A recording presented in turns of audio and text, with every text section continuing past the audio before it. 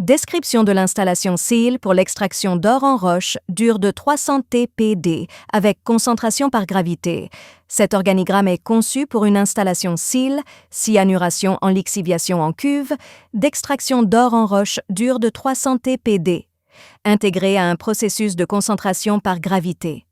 L'installation comprend les processus suivants: alimentation, système de concassage, système de broyage primaire, système de broyage secondaire, concentration par gravité, prélixiviation, adsorption sur charbon actif, désorption et électrolyse du charbon chargé en or et système de filtration des résidus.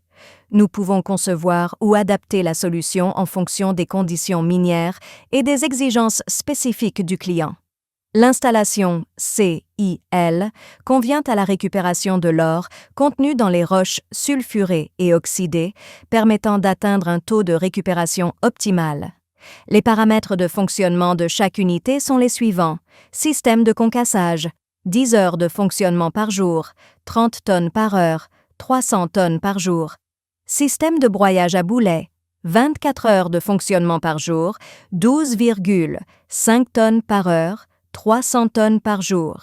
Système CIL, 24 heures de fonctionnement par jour, 12,5 tonnes par heure, 300 tonnes par jour.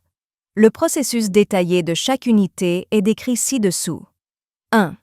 Système d'alimentation et de concassage.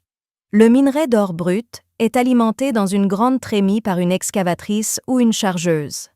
Un alimentateur vibrant est installé sous la trémie pour alimenter uniformément la matière première dans le concasseur à mâchoire. La trémie peut être fabriquée sur place par le client en fonction des conditions réelles. Le concasseur à mâchoire réduit les morceaux de minerai jusqu'à 340 mm à une taille de 50 à 100 mm. Le produit du concasseur à mâchoire primaire est transporté vers le concasseur à cône secondaire par un convoyeur à bande. Le concasseur à cône broie ensuite le minerai jusqu'à une taille inférieure à 20 mm. Son produit est transporté vers un tamis vibrant par un convoyeur à bande. Les matériaux de taille supérieure à 20 mm sont renvoyés au concasseur à cône pour être retraités. Le minerai de taille inférieure à 20 mm est acheminé vers une trémie de transfert par un convoyeur à bande. Un alimentateur vibrant électromagnétique sous cette trémie assure une alimentation régulière du minerai fin sur un convoyeur à bande qui le transporte ensuite vers le broyeur à boulet. 2. Système de broyage et de classification et système de concentration par gravité. Le système de broyage adopte une configuration à 2 étages de broyeurs à boulet combinée à une classification en 2 étapes. Cette conception garantit que plus de 90% du produit de broyage atteint une granulométrie inférieure à 200 mèches, ce qui est essentiel pour maximiser l'efficacité de la lixiviation de l'or et le taux de récupération global. En revanche, un système de broyage et de classification à un seul étage ne permet d'obtenir que 50 à 60% du produit à 200 mèches, entraînant une perte d'or de 40 à 50%. Par conséquent, nous recommandons fortement le système de broyage et de classification à 2 étages pour garantir un taux de récupération d'or optimal de 95%.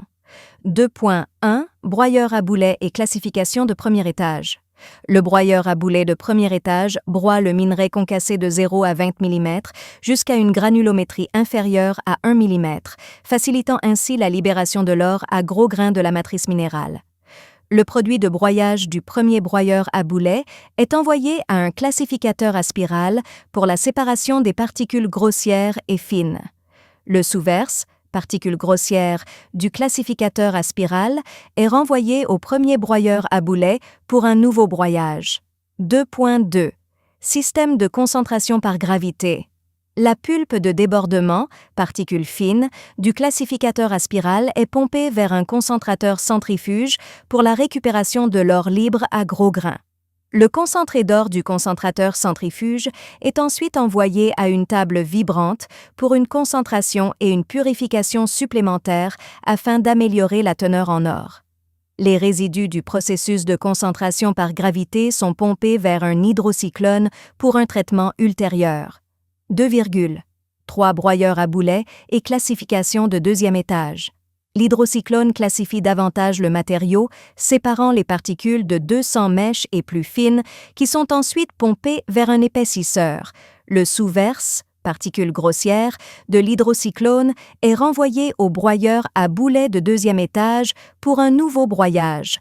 Le débordement de l'hydrocyclone est pompé vers l'épaississeur pour le procédé CIL, formant ainsi un système de broyage en circuit fermé. 3. Pré-traitement par lixiviation. La boue de granulométrie 200 mèches, issue de l'hydrocyclone, est pompée vers un épaississeur. Un tamis linéaire est installé au-dessus de l'épaississeur pour éliminer les impuretés de la boue avant son entrée dans l'épaississeur. L'eau de débordement de l'épaississeur est dirigée vers un bassin de décantation, où elle subit une sédimentation, puis est recyclée et réutilisée dans l'usine. Le sous-produit de l'épaississeur s'écoule dans une cuve de mélange. Une pompe à boue transporte ensuite le matériau vers 2 cuves de lixiviation où les produits chimiques nécessaires sont ajoutés. 4. Processus de lixiviation et d'adsorption sur charbon actif. Du charbon actif est ajouté à 6 agitateurs d'adsorption à double hélice, où le charbon adsorbe l'or contenu dans la boue. 2 soufflantes, Roots, alimentent en air ces 6 agitateurs d'adsorption. Chaque cuve d'adsorption est équipée d'un tamis interne pour éviter les pertes de charbon. Après 24 à 30 heures de lixiviation et d'adsorption, on obtient du charbon chargé en or. Chaque cuve d'adsorption est équipée d'un élévateur pneumatique qui transporte le charbon chargé en or des cuves arrière vers les cuves avant, le concentrant ainsi dans la première cuve d'adsorption. Un tamis linéaire installé au-dessus de la première cuve d'adsorption sépare le charbon chargé en or de la boue. Tout le charbon chargé en or est extrait de la première cuve d'adsorption et envoyé au système d'élution. 5. Système de désorption et d'électrolyse du charbon chargé en or, système d'élution et système de fusion des lingots d'or. Le charbon chargé en or est transporté vers une unité de désorption-électrolyse à température et pression normale, qui sépare l'or du charbon, produisant une boue d'or après électrolyse. La boue d'or est ensuite séchée dans une étuve. Enfin, un four de fusion est utilisé pour faire fondre la boue d'or séchée et obtenir des lingots d'or. 6. Système de filtration des résidus.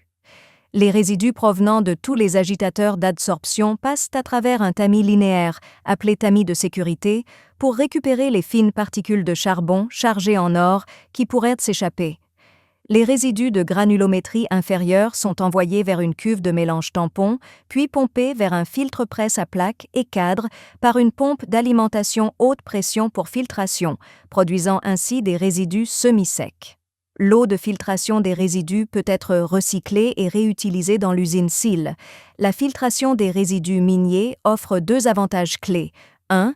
Les résidus semi-secs peuvent être stockés au sol, réduisant ainsi la pollution environnementale. 2. L'eau filtrée est recyclée, établissant un système de circulation d'eau en circuit fermé au sein de l'usine.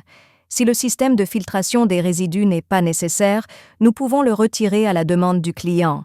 Dans ce cas, de la poudre de blanchiment est ajoutée au réservoir de mélange des résidus pour neutraliser les produits chimiques acides, minimisant ainsi l'impact environnemental avant le déversement des résidus dans un bassin de décantation.